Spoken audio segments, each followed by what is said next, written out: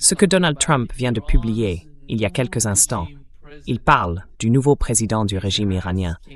C'est qu'il demande un cessez-le-feu, qu'il demande à Donald Trump et à son administration un cessez-le-feu, ce qui jusqu'à présent a été rejeté par le gouvernement iranien, du moins d'après ce que j'ai vu dans les médias persans.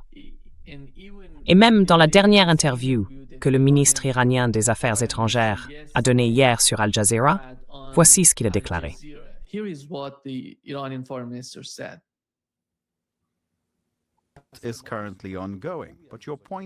C'est en cours, mais votre remarque est juste. Nous n'avons aucune bonne expérience de négociation avec les États-Unis. Par le passé, nous avons négocié et conclu un accord pour que les États-Unis s'en retirent sans raison. 2 autres fois, cette année et l'année dernière, nous avons négocié et le résultat a été leur agression et leur attaque. Il n'y a aucune confiance dans le fait que des négociations avec les États-Unis puissent aboutir à des résultats. La confiance est à 0. Chaque fois qu'ils présentent une proposition de négociation, la première question que nous devons examiner est leur honnêteté. Et nous n'en voyons aucune. Il n'y a pas de confiance. Et pour instaurer la confiance, des mesures importantes doivent être prises. Que la République islamique décide de le faire ou non est une autre question. Mais en réponse à toute proposition, la question est de savoir quelle part de confiance existe. À l'heure actuelle, il n'y en a aucune.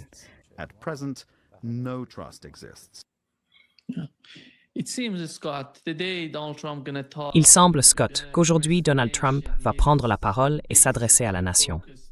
Il se concentre essentiellement sur la guerre au Moyen-Orient entre l'Iran et les États-Unis. C'est assez étonnant de voir qu'Israël est désormais en arrière-plan. Ce n'est plus sur la ligne de front. Quelle est ta compréhension de ces nouvelles escalades? Parce que beaucoup de gens pensent qu'il pourrait attaquer, qu'il pourrait tenter d'envahir l'Iran par le sud ce week-end. Quelle est ta lecture de la situation? Avez-vous déjà mené une invasion? Non. Je l'ai fait. Nous n'allons envahir nulle part. Pas avec 10 000 soldats. D'accord? Nous pouvons faire un raid. Peut-être qu'on peut entrer, faire certaines choses, ressortir. Peut-être. On pourrait s'en tirer. Mais nous n'envahissons rien. C'est juste de la stupidité. Les gens qui parlent d'invasion ne l'ont jamais fait. Ils ne savent pas ce que c'est.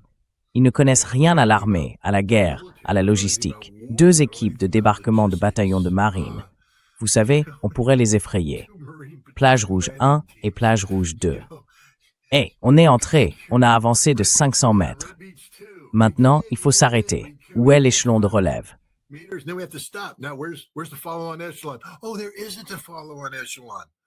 Oh, il n'y a pas d'échelon de relève, donc vous êtes un peu coincé là où vous êtes en ce moment.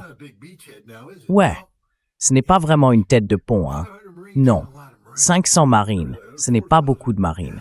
La plupart sont de la logistique ou de l'aéronaval. Des vrais soldats au sol, des compagnies de fusiliers? Non. Donc c'est juste stupide. Quiconque parle d'une invasion terrestre ne sait littéralement pas de quoi il parle. Il pourrait y avoir un raid, mais vous n'allez pas tenir un territoire avec 10 000 personnes. Et comme je l'ai dit, il n'y a qu'environ 4 000 marines déployées dans la région. Et la moitié d'entre eux ne sont pas des troupes de combat. La moitié, vous savez, sont des aviateurs qui restent près des avions.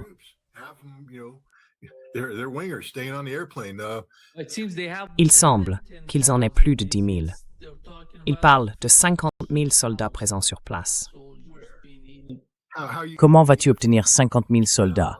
D'où vont-ils venir? Je ne sais pas. Ils ne viennent encore de nulle part. Ils ne sont pas là. Et encore une fois, ce ne sont pas des soldats. Nous avons beaucoup d'aviateurs. As-tu regardé les gars qui sont morts lors de cette première attaque de drone? Ce n'étaient pas des troupes de combat de première ligne. C'étaient des réservistes bedonnants. Je veux dire, je ne me moque pas d'eux. Je suis désolé qu'ils soient morts. Mais tu sais, ce n'était pas la pointe de la lance. Ce ne sont pas des types qui ont passé leur temps à faire des pompes des tractions, à courir et à randonner avec des sacs de 20, 40 ou 50 kilos, à trimballer des obus de mortier, des plaques de base. Non, ils ne savent pas faire ça. Ils étaient assis dans un bunker et ils se sont fait tuer. La grande majorité des gens sur le terrain sont simplement ceux-là. Des troupes de soutien, des troupes logistiques. Il n'y a pas de troupes de combat.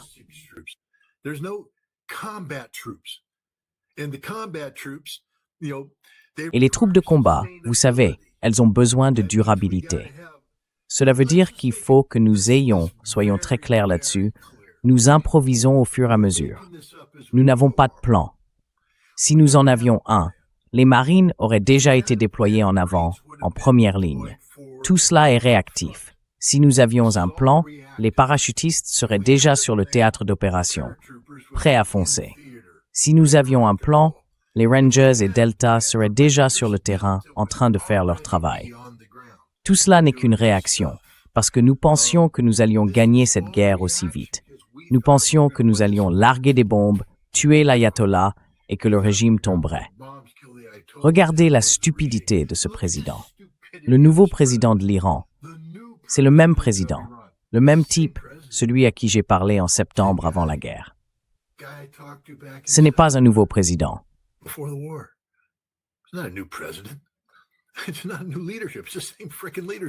Ce n'est pas un nouveau leadership.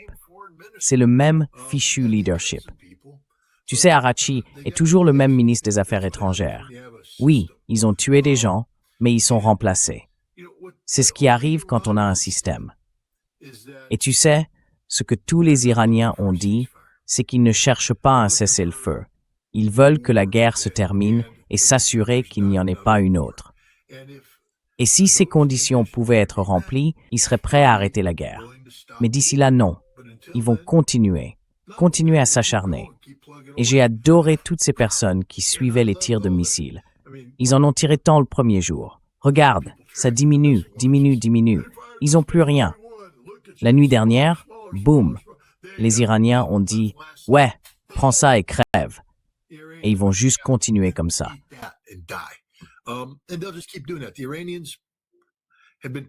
Les Iraniens préparent cela depuis 20 ans. Il n'y a rien de réactif chez les Iraniens. Ils agissent selon un plan. C'est nous qui réagissons à celui-ci. Il n'y aura pas d'invasion terrestre. Cela n'arrivera tout simplement pas. Comme je l'ai dit, il pourrait y avoir un raid. Mais encore une fois, un raid pour accomplir quoi? Ayant planifié un raid majeur pendant la guerre d'Irak et la guerre du Golfe, et l'ayant défendu devant le commandant du corps des marines, ainsi qu'un panel de généraux 4 et 3 étoiles, j'ai dû répondre à de nombreuses questions sur le rapport risque-bénéfice. Je veux dire, essayons-nous simplement de prouver que le LLAV-25, qui à l'époque était relativement nouveau, peut être inséré par hélicoptère, se déplacer, tirer un peu partout, puis repartir. Parce que si c'est de cela qu'il s'agit, eh bien, nous ne sommes pas très enthousiastes, car il y a des marines à bord.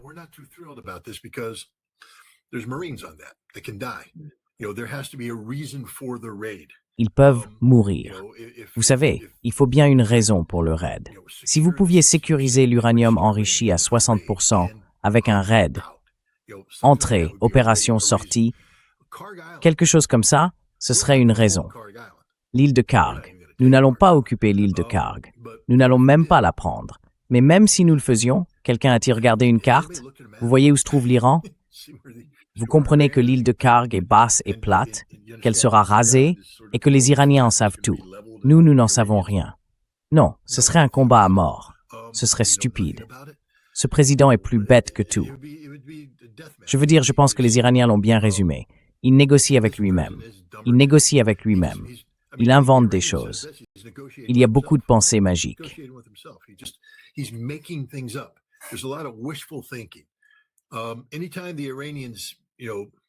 Chaque fois qu'il s'agit des Iraniens.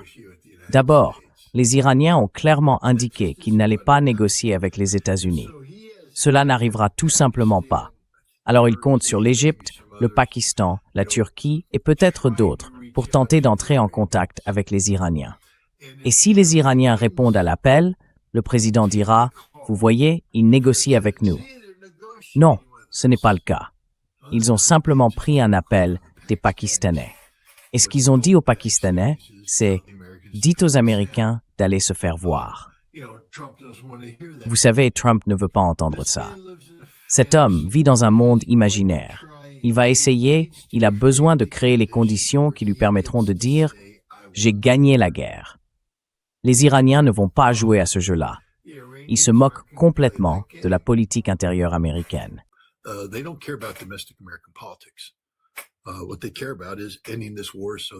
Ce qui les préoccupe, c'est de mettre fin à cette guerre pour qu'il n'y en ait plus jamais d'autre. Cela signifie qu'Israël ne peut plus continuer à faire ce qu'il fait et que les États-Unis ne peuvent plus continuer à faire ce qu'ils font. Et cela exige que les États arabes du Golfe soient brisés, totalement brisés, au point qu'ils ne considèrent plus les États-Unis comme leurs sauveurs. Qu'ils comprennent qu'ils doivent vivre dans cette région en paix et en harmonie avec les Iraniens, parce qu'ils doivent commencer à traiter les Iraniens avec respect. Cela pourrait nécessiter un changement de régime dans les États arabes du Golfe, aux Émirats arabes unis en particulier. Peut-être qu'il est temps pour cette famille de partir. Au revoir. Au revoir. Peut-être au Koweït. Au revoir. Tout est possible. Ce ne sont pas des régimes élus démocratiquement.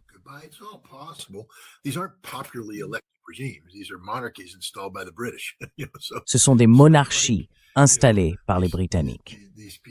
Donc ce n'est pas comme si ces gens avaient gagné leur droit d'être là. On le leur a donné. Et ensuite, ils restent assis sur leur pétrole, construisent d'immenses palais et mènent cette vie pompeuse et luxueuse où, grâce à l'argent qu'ils peuvent jeter sur un problème, ils ont réussi à en résoudre la plupart. Eh bien, ils ne résolvent pas très bien le problème iranien. Et je pense qu'ils vont être brisés. Les États-Unis sont déjà brisés. Nous n'avons pas de solution. Nous n'avons pas de solution pour le détroit d'Ormuz, et la situation ne fera qu'empirer. Les Iraniens ont toutes les cartes en main. Alors, vous savez, Donald Trump, il vit dans un monde imaginaire parce qu'il ne peut pas admettre qu'il a fait une erreur.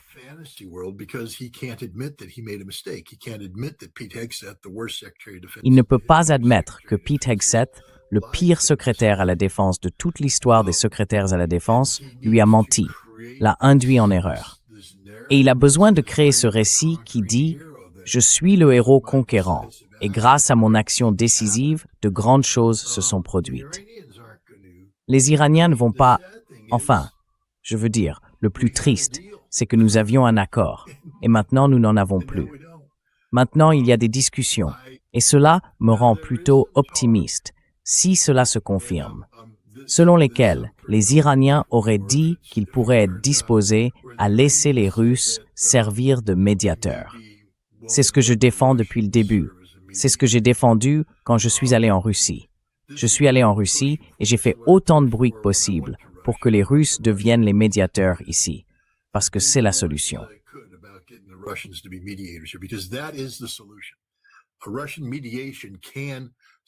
Une médiation russe peut résoudre beaucoup de problèmes, parce que maintenant Trump peut faire un peu de mise en scène, tu vois, et tout ça. Mais bon, c'est encore le début.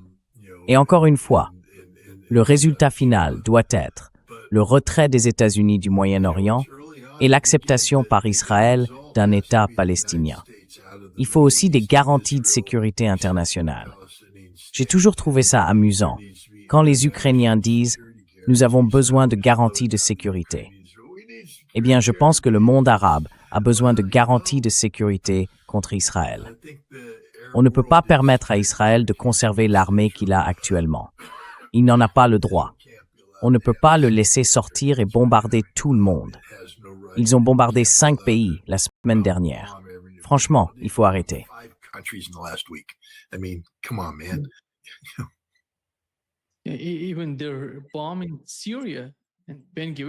Même s'ils bombardent la Syrie et que Ben Gourion parle d'assassiner Israël, le HTS en Syrie. Tu sais, c'est incroyable, Scott. En ce qui concerne la guerre, tu as mentionné que si une attaque a lieu, ce sera une sorte de raid. Quel en serait le résultat? De quoi ont-ils besoin? Je n'en suis pas totalement sûr, mais je crois vraiment qu'ils ne peuvent rien accomplir s'ils s'y lancent. Ces 400 kg d'uranium enrichi, ils ne vont pas les trouver. Ils ne vont rien faire comme les saisir. Je n'arrive tout simplement pas à imaginer les Iraniens. Well, I can't imagine the Iranians saying, "All right, we got 406 kilograms of." Bon, d'accord. Nous avons 406 kg d'hexafluorure d'uranium à 6%. Très bien, les gars. Mettons-le dans une installation légèrement gardée près de la côte du golfe Persique. D'accord? Et on va simplement le laisser là pour que les Américains puissent venir, lancer un raid et le récupérer. Je pense qu'en réalité, c'est plus profondément à l'intérieur de l'Iran, dans une montagne, ce qui signifie que le raid devrait pénétrer profondément dans l'espace aérien iranien. Il se ferait abattre en route. Ensuite, on se retrouverait avec une situation à la Black Hawk Down. Vous savez, un hélicoptère s'écrase, on a des hommes au sol, des survivants, les Iraniens qui se referment autour d'eux, l'appui aérien rapproché est appelé, d'autres hélicoptères partent, d'autres appareils s'écrasent.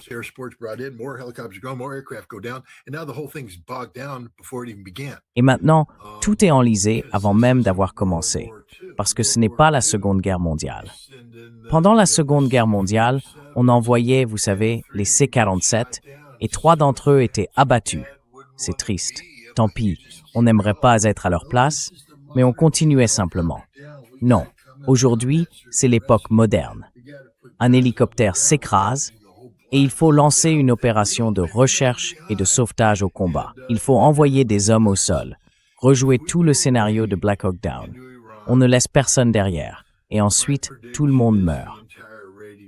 Si nous menons un raid en Iran, ma prédiction est que toute la force d'assaut sera anéantie parce que nous y allons sans planification minutieuse. Tout ce qui est fait ici l'est pour des raisons politiques, pas pour des raisons militaires légitimes.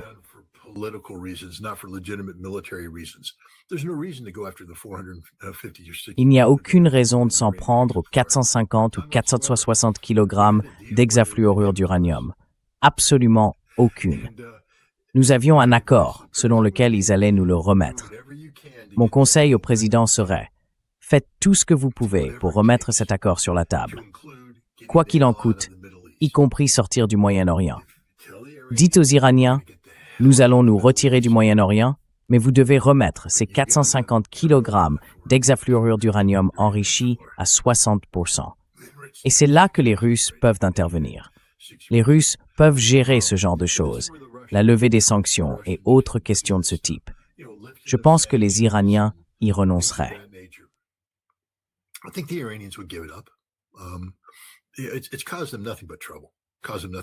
Cela ne leur a causé que des ennuis, rien que des problèmes.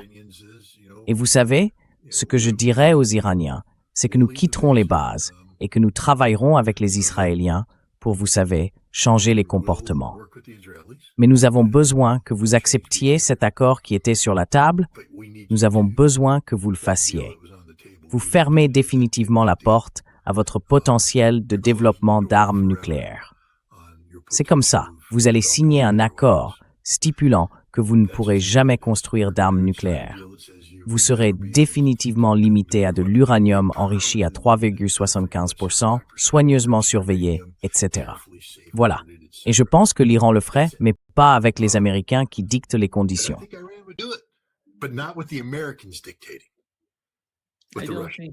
Je pense vraiment pas qu'ils vont le faire. À mon avis, cette époque est révolue. Je ne le crois tout simplement pas. Il faut comprendre ce qui se passe en Iran en ce moment. Je sais très bien ce qui se passe en Iran, et je sais que le peuple iranien a dit qu'il mettrait le président en pièces s'il négociait avec les États-Unis. Mais maintenant, les Russes arrivent. Et si les Russes s'assoient avec vous et disent « D'accord, bande d'idiots, parce que vous êtes idiots en ce moment, vous êtes en train d'être détruits. Oui, vous êtes durs, vraiment durs. Nous sommes tellement impressionnés. Mon Dieu, je suis tellement impressionné par votre dureté. Mais vous dites que vous vous souciez de votre peuple. Ils sont sur le point de subir des dommages permanents à votre infrastructure. Des dommages dont vous ne vous remettrez jamais, jamais. D'accord? Alors maintenant, vous pouvez rester là et dire « Oh mon Dieu, nous sommes les chiites. Oh oui, nous sommes si bons. Karbala, Karbala, Karbala, Karbala. » Waouh, c'est stupide.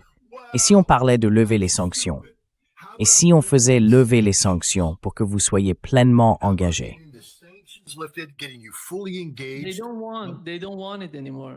Ils n'en veulent plus, Scott. Bien sûr que si, Nima, bien sûr qu'ils en veulent. Oui, je sais. La priorité, ce ne sont pas les sanctions en ce moment. La priorité a changé, parce qu'ils parlent d'Israël. Quelle est leur priorité concernant Israël? Leur priorité concernant Israël. Oui, Israël doit être dénucléarisé. Détruit, l'Iran n'a pas le droit de prendre cette décision. Oui, mais Israël, en ce moment, le problème c'est Israël, Scott. Tant qu'Israël possède des armes nucléaires, ces armes nucléaires. Nima, c'est du fantasme. C'est un délire de cocaïnomane. Si tu penses que l'Iran a le levier nécessaire pour amener Israël à abandonner ses armes nucléaires comme ça, tu planes complètement. Tu sais comment Israël abandonnera ses armes nucléaires? Sur l'Iran. Ce n'est pas ça mon propos. Ce n'est pas ce que je veux dire en parlant de forcer Israël. Ce que je dis, c'est que tant qu'Israël garde ses armes nucléaires sur son territoire et continue d'évoquer l'option Samson, il est impossible d'avoir une quelconque forme d'équilibre. Israël n'a jamais parlé de l'option Samson. Israël n'en a jamais parlé. Ils n'en ont parlé qu'indirectement. Leur ministre a dit cela à propos de Gaza. Ils ont dit d'utiliser des armes nucléaires contre les Gazaouis. Les Gazaouis n'ont rien. C'est un ministre qui renifle de la cocaïne, complètement défoncé, assis là à dire des absurdités. Trouvez-moi la déclaration officielle du gouvernement israélien affirmant qu'il va larguer des armes nucléaires sur Gaza. Parce que nous avons des Américains qui ont dit la même chose, et ce sont juste des idiots, des imbéciles qui respirent par la bouche. Bon, passons aux politiques officielles du gouvernement israélien. Il existe un protocole officiel entre Israël et les États-Unis concernant l'usage des armes nucléaires, et Israël ne violera pas ce protocole.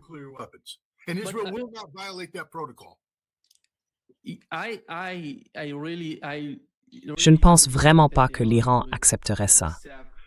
Le pire est arrivé, Scott. Non, le pire n'est pas arrivé. Ouais, non, rien. Que peuvent-ils faire d'autre? Ils veulent utiliser des bombes nucléaires? Qu'ils y aillent, qu'ils les utilisent. Et ensuite, tu fais toujours le malin quand tu meurs de maladie due aux radiations? Ils vont voir ce qu'ils ont. Ils vont voir, Scott. Je pense qu'ils doivent comprendre ça. Tu vas révéler leurs 3 armes nucléaires de 15 kilotonnes qu'ils ont réussi à rassembler. Oui, je dis que je pense qu'ils savent comment réagir à cela. Et ce n'est pas seulement mon opinion personnelle, car j'ai parlé avec beaucoup d'entre eux quand j'étais en Iran. Je sais qu'ils ont raison. Ils ont dit quoi? Les décideurs ou le peuple? Je parle des décideurs.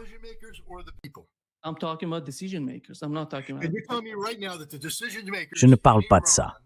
Et tu es en train de me dire, là tout de suite, que les décideurs en Iran n'accepteront pas. Parce que d'abord, ce que tu dis ne correspond pas à ce que dit le gouvernement iranien. Le gouvernement iranien dit que si les États-Unis quittent le Moyen-Orient, et si Israël, s'il y a des mécanismes de contrôle et d'équilibre du comportement de l'Iran, ils n'ont jamais mentionné les armes nucléaires d'Israël comme condition préalable. C'est ton interprétation. Ils ne l'ont jamais mentionné.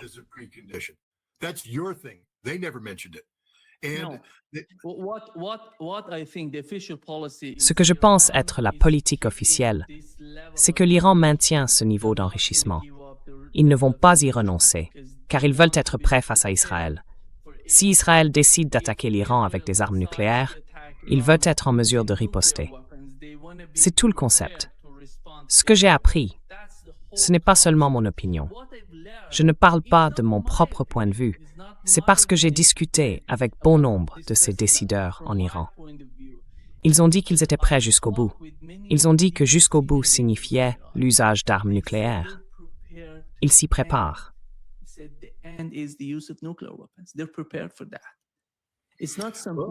Je veux dire, il n'y a rien que tu puisses faire. C'est comme regarder au-delà de l'océan. Seuls les Russes peuvent te sauver la peau. C'est ta seule chance. That's the only chance you have.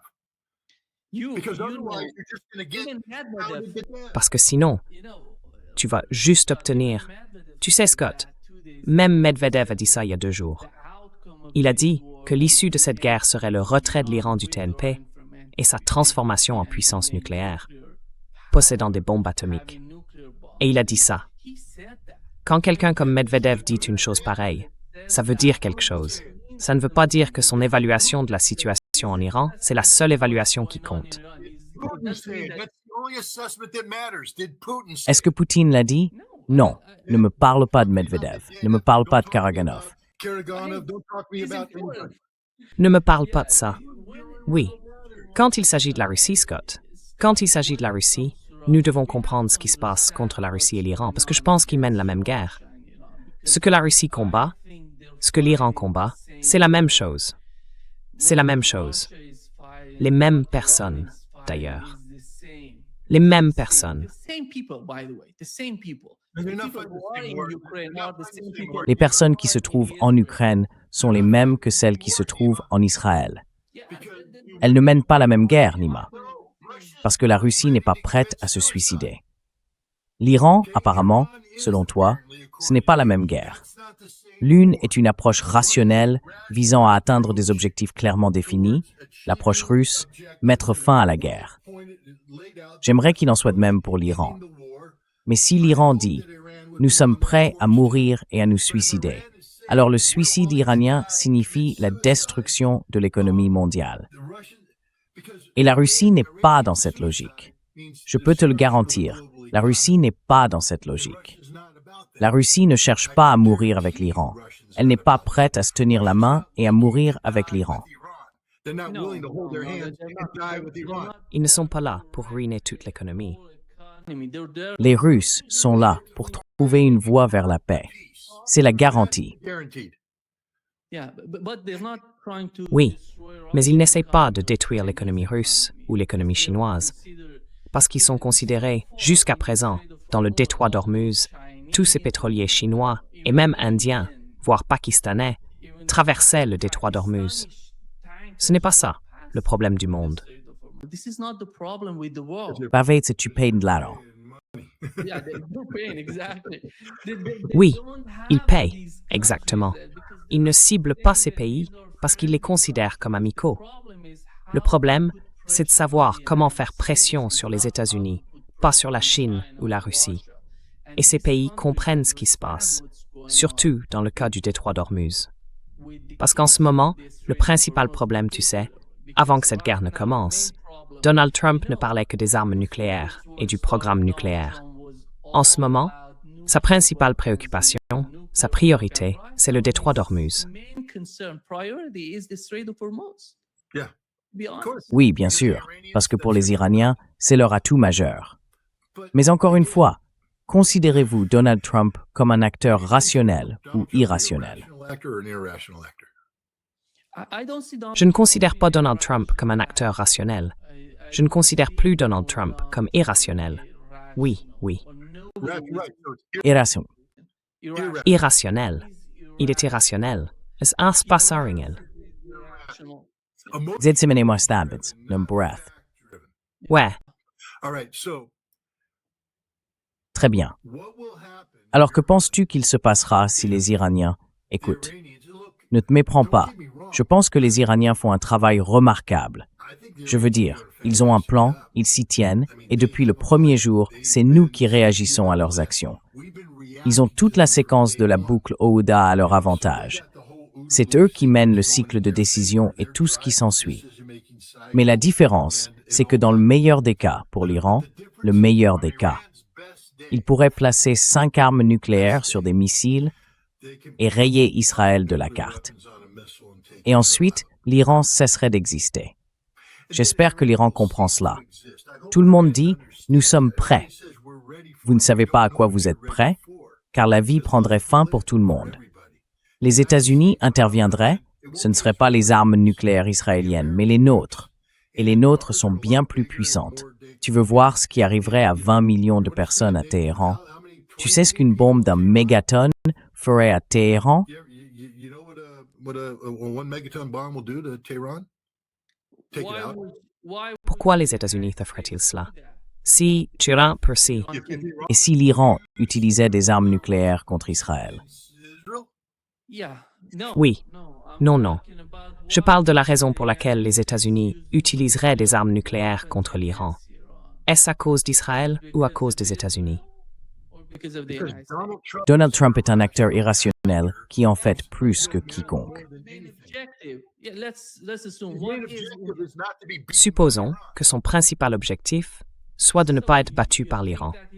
Donc, tu penses qu'il va passer au nucléaire simplement parce qu'il ne veut pas être battu par l'Iran? Je pense que Donald Trump comprend, après tout, Scott. Jusqu'à présent, Donald Trump a essayé de provoquer un changement de régime. L'objectif principal était le changement de régime. Ce n'était pas une opération militaire. Si cela avait été une opération militaire, il se serait préparé à la guerre. Ils n'étaient pas préparés à cette guerre. Ils ont été trompés par le Mossad, je pense, essentiellement, et par certaines personnes de la CIA qui leur ont dit qu'ils pouvaient provoquer un changement de régime. Tu te souviens, toi et moi en avons déjà parlé. Tu avais dit que s'ils y allaient, ce serait une opération de changement de régime. Mais c'était une illusion, je pense, vendue par le Mossad.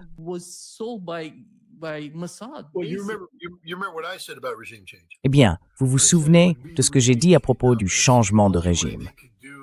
J'ai dit que ce serait une opération de changement de régime. C'est la seule façon dont ils pouvaient le faire, compte tenu de leur capacité militaire limitée. J'ai dit que la seule façon pour nous d'y parvenir serait par un changement de régime qui ferait s'effondrer l'Iran avant que leurs missiles ne puissent être pleinement engagés. Mais j'ai aussi dit qu'on ne peut pas initier un changement de régime sans certitude quant aux résultats. Et j'ai dit, vous savez, ça signifie que les Israéliens doivent avoir totalement infiltré l'endroit, que les États-Unis doivent l'avoir totalement infiltré et que nous devons y aller et le faire. Je veux dire, de manière générale, un changement de régime fondamental, ce n'est pas tuer le guide suprême. Le changement de régime, c'est un source d'abandonnement.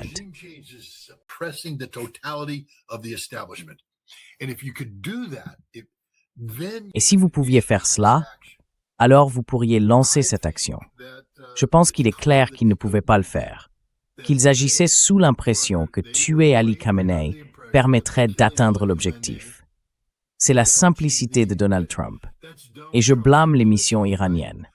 Ils n'ont plus le centre de mission iranienne, mais la division du Proche-Orient de la CIA. Ils doivent savoir. Je veux dire, ils doivent connaître la vérité sur l'Iran.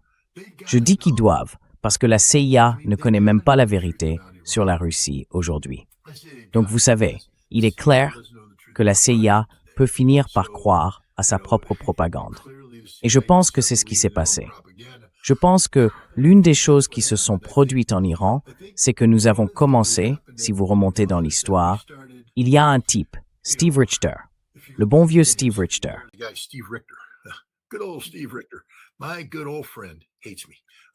Mon vieux bon ami me déteste. Tu sais, il s'occupait du changement de régime en Irak, mais il a aussi travaillé sur l'Iran. Et il y a eu une époque, je ne me souviens plus, peut-être dans les années 80 ou au début des années 90, où nous avions besoin de renseignements. Nous disposions d'un réseau de personnes remontant à l'époque du Shah. Tous les agents restaient sur place. Ils étaient là et nous les faisions tous rendre compte. Puis l'ordre est tombé. Il fallait augmenter les rapports sur l'Iran. Et Steve Richter, il gérait une opération postale où ils envoyaient essentiellement des lettres à Munich. On peut faire ça de temps en temps. Tu envoies 5000 courriers aujourd'hui, 3 lettres partent pour Munich, ça ne fait pas monter le profil. C'est normal. Normalement, la CIA aurait anticipé ce genre de choses.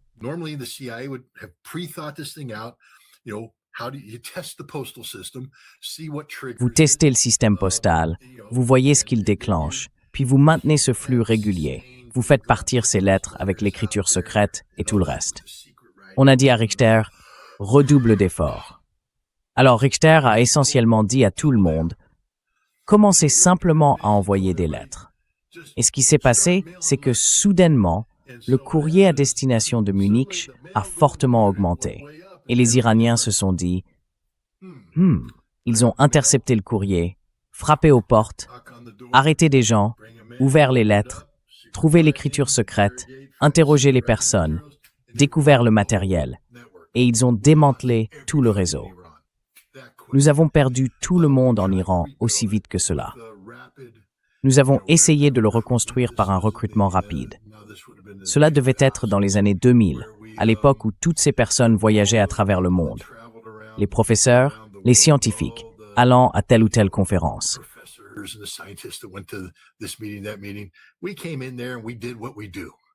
Nous sommes allés là-bas et nous avons fait ce que nous faisons. Parfois ça ne marchait pas, parfois si. Tu sais, les saouler, les mettre avec une prostituée, prendre des photos, les confronter à la réalité que leur vie de famille est finie et qu'ils seront tués en rentrant en Iran. Et alors ils commencent à se retourner pour toi. Donc nous les avons tous eus là-dedans. Mais à ce moment-là, nous communiquions via Gmail, l'ancien compte Gmail de la CIA. Et tu sais, encore une fois, j'ai oublié qui a eu l'idée. Je ne me souviens plus si ce sont les Iraniens qui ont tout découvert en premier et l'ont ensuite donné aux Russes ou aux Chinois, ou si les Russes l'ont transmis. En fin de compte, quelqu'un a compris.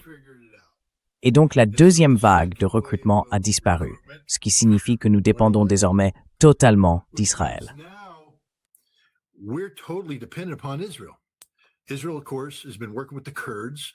Israël, bien sûr, a travaillé avec les Kurdes, avec les Moudjahidines du peuple et avec d'autres.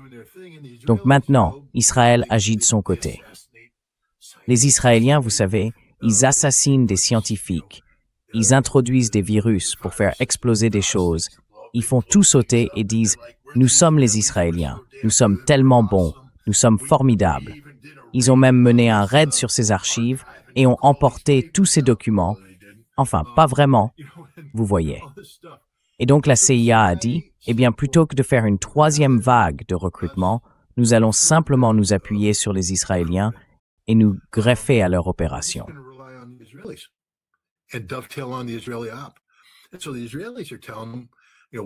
Et donc les Israéliens leur disent, vous savez, nous avons infiltré 5000 Starlink, nous avons ces cellules, nous avons des gens dans chaque ville, nous faisons ceci, nous avons cela. La CIA se dit, waouh, vous êtes vraiment bons. Alors quand nous tuerons Ali Khamenei, vous serez capable de faire descendre des gens dans la rue? Le Mossad répond, oui, on gère, on est bon, on est le Mossad. Et la CIA a trouvé ça génial, est allé dire au président que tout cela allait se produire. Et le président a appelé Netanyahou et tout le monde s'est dit « Ouais, on peut le faire ». Et ils ont avancé. On ne part jamais, jamais, jamais en guerre sur la base des renseignements d'un autre pays. Jamais.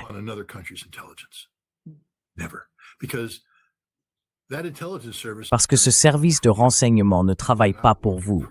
Il n'agit pas dans votre intérêt, mais dans celui de son propre gouvernement. Et les Israéliens ont toujours voulu que les États-Unis fassent exactement ce qu'ils font en ce moment. Ce n'est pas un fantasme israélien. Voir l'Amérique larguer des bombes sur l'Iran, c'est ce qu'ils souhaitent depuis 20 ans. Et Donald Trump l'a réalisé. Mais il a été conduit sur cette voie par une CIA qui s'était fait manipuler. C'est le vieux refrain du « Les Israéliens sont tellement bons qu'ils ne peuvent rien faire de mal ». Oui, nous savons que l'Iran est une cible difficile, mais les Israéliens ont des agents sur place. Le Mossad est vraiment compétent, vraiment impressionnant. Eh bien, ils ne sont pas mauvais, mais ils ne sont pas parfaits.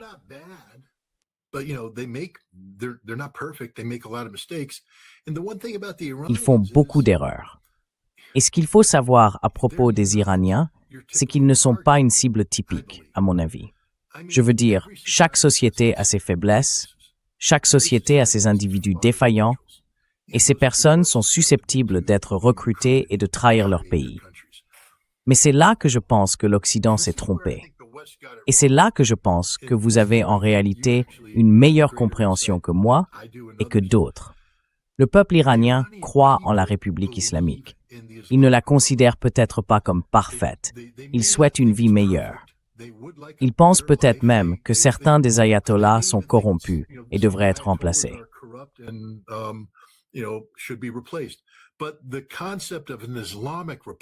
Mais le concept de république islamique, où la religion occupe une place importante dans la vie quotidienne, ce n'est pas une illusion pour eux. Ce n'est pas imposé. C'est ce qu'ils veulent et ils l'ont. Et puis il y a aussi la notion de fierté perse. Je veux dire, nous parlons de gens qui connaissent leur histoire, leur culture, leurs origines. Il y a beaucoup de fierté en Iran et ils ne vont pas se laisser vendre. Donc, l'idée que nous pourrions y aller et les acheter la solution vénézuélienne. Vous voyez, c'est l'autre aspect, car Trump s'est vu dire par la CIA, nous pouvons acheter toute la direction vénézuélienne.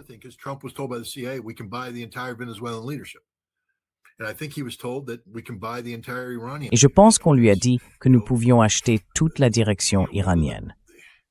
C'est l'un des échecs d'analyse les plus intéressants, ce que nous avons fait avec les gardiens de la Révolution. Tu te souviens de Rafsanjani à la fin de la guerre Iran-Irak, cherchant à reconstruire l'Iran et aussi à déterminer politiquement quoi faire des gardiens de la Révolution. Ces radicaux disaient « Nous voulons y aller, nous voulons faire tout ça ». Il les a orientés vers les affaires, les a intégrés au secteur économique et ils ont commencé à diriger des entreprises. Point. Et nous avons dit « c'est de la corruption », alors qu'en réalité, ils faisaient de bonnes affaires.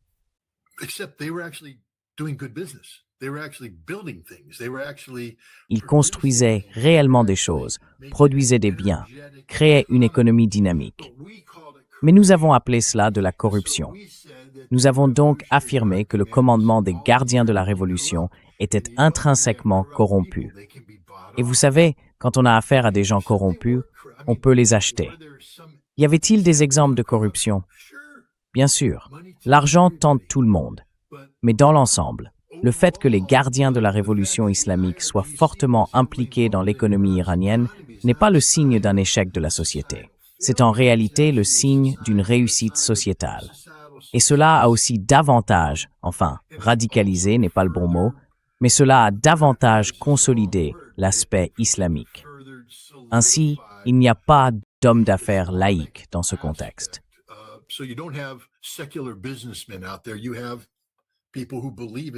Il y a des gens qui croient en la République islamique et qui font des affaires.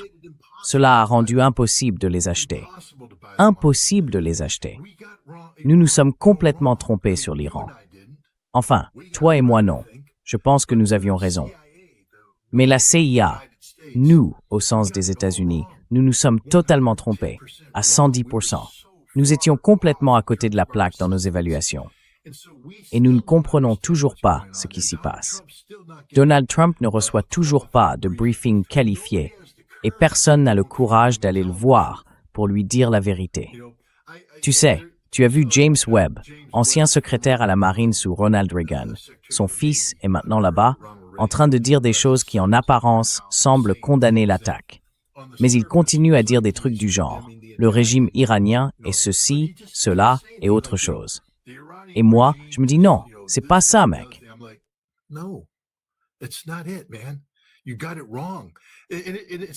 Tu te trompes. Et cela semble impossible. On ne peut rien dire sur l'Iran sans ajouter, tu sais, le régime des ayatollahs meurtrier et brutal. Mais il n'est pas meurtrier ni brutal. Ils ont un système judiciaire qui est, eh bien, nous exécutons plus de gens en Amérique.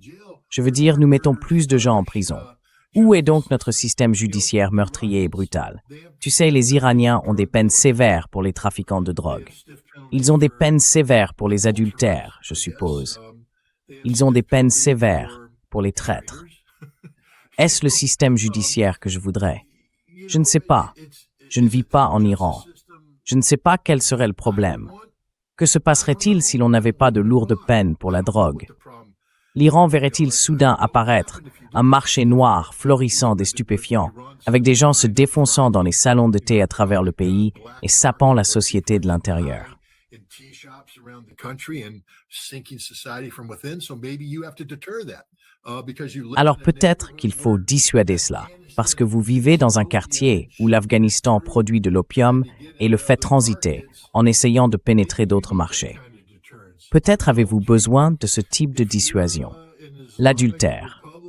Si vous êtes une république islamique et que vos valeurs morales et familiales sont la pierre angulaire de ce qui maintient votre société unie, l'adultère est probablement mal vu. On considère que si vous laissez l'adultère se produire, votre société sera minée de l'intérieur et s'effondrera. Parce que ce qui rend la République islamique forte, c'est, vous savez, la foi chiite. Et la foi chiite repose sur, je viens justement de recevoir une leçon des Tchétchènes à ce sujet. Et vous savez, ils ne sont pas chiites, ils sont sunnites, ils sont soufis. Mais encore une fois, tout leur concept de la famille et du rôle que l'islam. Le soufisme est proche d'ailleurs. Le soufisme est proche du chiisme. Je sais, c'est très mystique. J'ai eu une longue discussion. J'ai eu l'occasion de rencontrer le grand mufti de Tchétchénie. J'ai eu une conversation longue et fascinante avec lui sur le rôle que la Tchétchénie pourrait jouer. Vous savez, les Tchétchènes, ils ont organisé un grand défilé l'autre jour. Et ils disaient, « Vous envahissez l'Iran, nous arrivons. Nous venons combattre aux côtés de l'Iran. » Les Tchétchènes soufis, prêts à se battre avec les Iraniens. Mais le fait est que nous ne comprenons pas ces choses. Nous sommes tellement ignorants. Nous avons laissé l'islamophobie corrompre nos esprits au point que le seul modèle que nous soyons capables de voir est le wahhabisme, qui est en quelque sorte une invention occidentale à l'origine. Le salafisme est une perversion occidentale de l'islam traditionnel. Vous savez, on peut remonter à... C'était quoi déjà?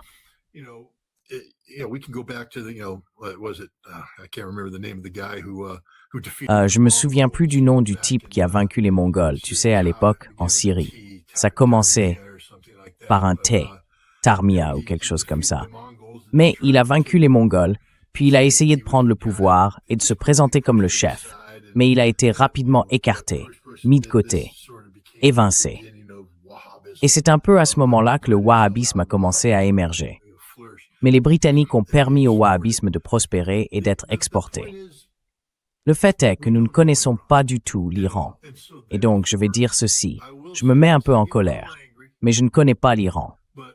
Donc, tu as peut-être raison, entièrement raison, sur ta position. Tu étais en Iran, tu connais la langue et tout ça. Je pense que tu fais une erreur si tu crois que la Russie et l'Iran ont les mêmes objectifs. Ce n'est pas le cas. Non, ils ne le font pas. Je ne pense pas. Les objectifs de la Russie concernent la Russie. Exactement. Mais les objectifs de la Russie incluent aussi deux éléments majeurs. Que l'Iran fasse partie intégrante des BRICS et le corridor économique nord-sud permettant à la Russie de relier Saint-Pétersbourg à Chabahar et tout ce qui s'y rattache.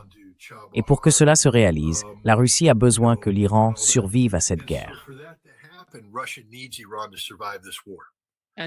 Et la Russie a besoin que cette guerre prenne fin définitivement. Oui. Non, je pense que les Russes sont les meilleurs médiateurs parce qu'ils comprennent ce que veulent les Iraniens. La permanence. Ils ne veulent pas que cette guerre recommence. Ils ne veulent pas qu'Israël largue des bombes à la même époque l'année prochaine, ni dans 5 ans. Ils ne veulent pas que les forces américaines reviennent au Moyen-Orient pour semer des problèmes. Quand cette guerre se termine, elle se termine. C'est fini. Terminé. Et ensuite, l'Iran peut se concentrer sur l'économie, en faire la priorité absolue. Comment rejoindre l'Union économique eurasiatique et comment faire prospérer les BRICS.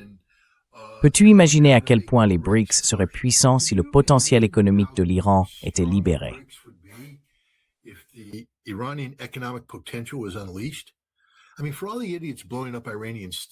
Je veux dire, tous ces idiots qui font exploser les aciéries iraniennes, ils n'utilisent tout simplement pas leur cerveau.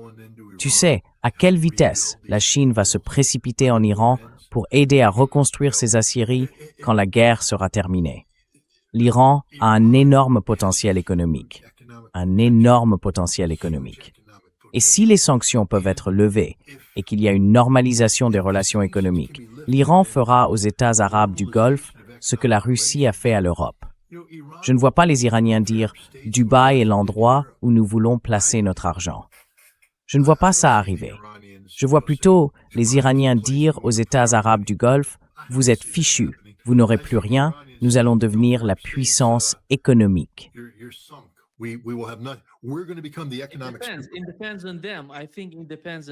Cela dépend d'eux. Je pense que cela dépend d'eux. Parce qu'après tout, lorsqu'on parle de la direction des États arabes du Golfe Persique, c'est différent du peuple de ces pays. L'Iran reconnaît cette différence. C'est pourquoi je ne sais pas s'ils ont changé leur attitude face à ce qui se passe contre l'Iran. Au lieu de coopérer avec Israël et les États-Unis pour attaquer l'Iran, ils pourraient choisir une autre voie, comme nous le voyons actuellement avec Oman. Dans le cas d'Oman, nous constatons quelque chose de différent. Ce n'est pas comme les Émirats arabes unis ou l'Arabie saoudite.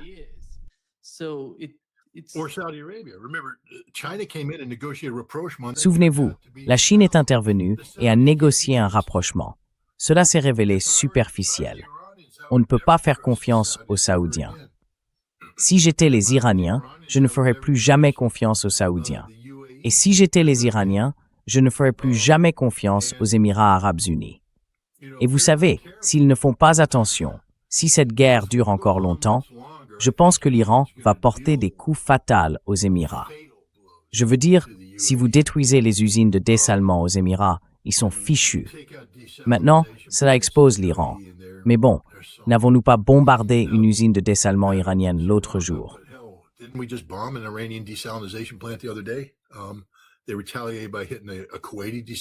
Ils ont riposté en frappant une usine de dessalement koweïtienne. Espérons que les gens se sont réveillés et ont dit « Stop », parce que vous savez, il y a des problèmes. Mais l'Iran peut résoudre ces problèmes d'eau. Les États arabes du Golfe, eux, ne le peuvent pas. Vous savez, c'est la réalité. Je veux dire, on en revient à la question nucléaire. Je ne pense pas que cela puisse se terminer avec l'Iran possédant de l'uranium enrichi à 60%. Je ne pense pas puisse se terminer ainsi. Et je vais vous dire pourquoi. Parce que l'Iran ne va pas vaincre physiquement les États-Unis. L'Iran gagne en survivant. Et en ce moment, ils sont en train de gagner. Il n'y a aucun doute là-dessus.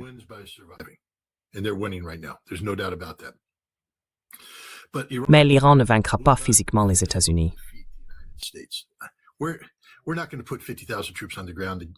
Nous n'allons pas déployer 50 000 soldats au sol et donner à l'Iran l'occasion de les encercler et de créer un moment à la Dien Bien Phu, vous savez, où il ferait défiler des Américains dans les rues de Téhéran. Cela n'arrivera tout simplement pas. Trump veut sortir de cette guerre. Je pense que le grand message en ce moment, c'est qu'il est désespéré.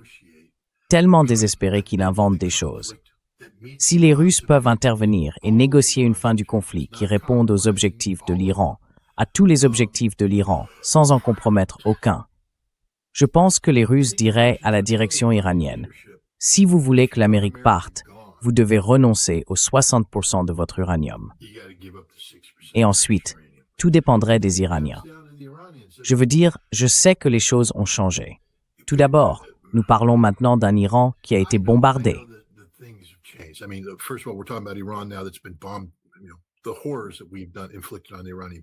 Les horreurs que nous avons infligées au peuple iranien sont stupéfiantes. Chez nous, nous n'avons aucune idée de ce que nous faisons. Nous avons désormais épuisé les cibles, les infrastructures civiles cachées, et nous bombardons maintenant des habitations civiles. Nous rasons des pâtés de maisons entières. Nous commettons des crimes de guerre inimaginables. Et ce n'est pas seulement à Téhéran. Nous frappons aussi d'autres centres de population. Shiraz. J'ai une peur terrible de ce que nous avons fait au trésor historique et culturel là-bas. Ispahan, encore une fois, que faisons-nous à ces lieux? Nous, les Américains, vous savez, nous sommes sur le point de célébrer notre 250e anniversaire. Et nous sommes là à détruire des choses qui existent depuis des millénaires. C'est choquant. L'Iran a donc payé un prix énorme. Je sais que le calcul a changé, Et je respecte ce fait. So I know that the calculation has changed, and I respect that fact. But I guess what I'm trying to say is that Mais je suppose que ce que j'essaie de dire, c'est que même si le fait que l'Iran soit prêt à aller jusqu'au bout, c'est cela qui va lui permettre de gagner la guerre. C'est cette volonté d'aller jusqu'au bout. Mais à un certain moment, aller jusqu'au bout signifie le suicide. Cela veut dire que tout le monde meurt. Cependant, à un moment donné, la direction iranienne a toujours parlé de faire ce qui est le mieux pour le peuple iranien. Et si un médiateur russe peut intervenir et négocier un excellent accord qui met fin à toutes ces absurdités, et que le seul prix que l'Iran aurait à payer serait d'abandonner l'uranium enrichi à 60%, je pense que c'est quelque chose que l'Iran, je lui conseillerais de le faire. Parce que le conserver, je ne vois pas en quoi cela aide. Pour que l'Iran sorte du TNP et obtienne une capacité nucléaire militaire, il faudrait vaincre les États-Unis.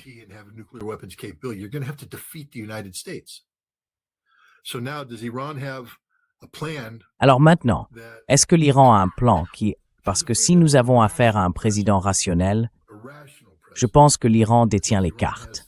L'étranglement économique. Voyez-vous, un président rationnel se soucierait réellement du fait qu'il n'y ait plus de diesel en Australie en ce moment, parce que l'Australie est un allié.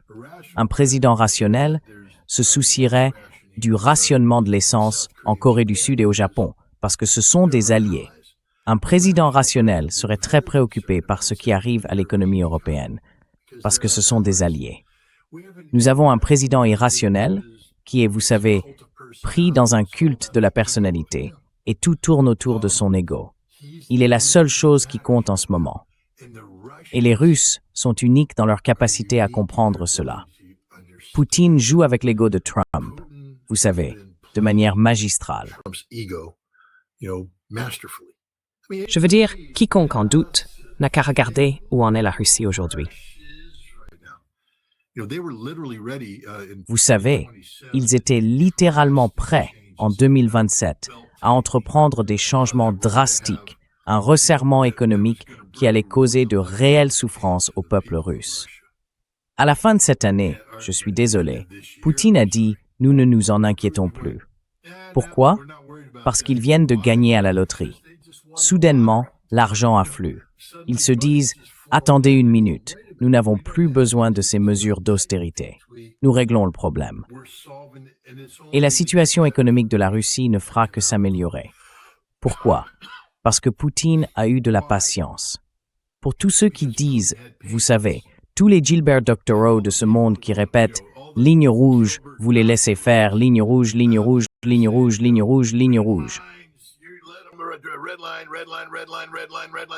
Eh bien, Gilles, si nous avions fait ce que tu voulais, il y aurait en ce moment un état de guerre permanent entre la Russie et l'Europe. Au contraire, la Russie gagne sur toute la ligne. Il n'y a pas un seul aspect de ce conflit que la Russie ne domine pas. À tel point qu'elle a pu envoyer, vous savez quoi, 700 000 barils de pétrole à Cuba, briser le blocus américain, parce que les États-Unis ne peuvent rien y faire. Et maintenant, parce que la Russie a fait preuve de patience, parce qu'elle n'a pas réagi à l'escalade, l'OTAN est morte. Donald Trump se retire de l'OTAN. C'est fini. Terminé. Adieu. Souvenez-vous, je vous avais dit que Mark Rutte serait le dernier secrétaire général de l'OTAN. Mark Rutte va être le dernier secrétaire général de l'OTAN. C'était la prédiction la plus facile à faire, parce que Donald Trump est la personne la plus prévisible. C'est pourquoi je vous dis que si vous n'obtenez pas un accord négocié, cet égomaniaque utilisera l'arme nucléaire, parce que c'est lui qui l'a conçue.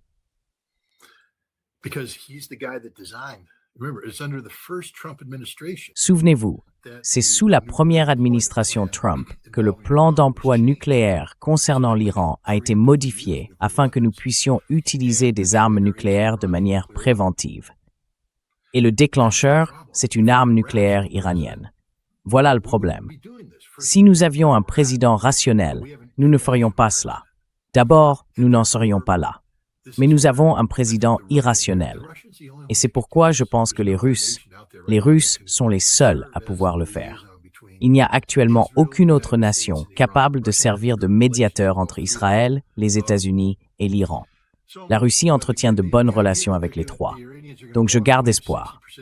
Mais encore une fois, l'idée que les Iraniens repartent avec de l'uranium enrichi à 60% une fois tout cela terminé, je n'y crois pas. Je comprends votre point de vue, je comprends le sentiment, et je comprends la justification pour le conserver.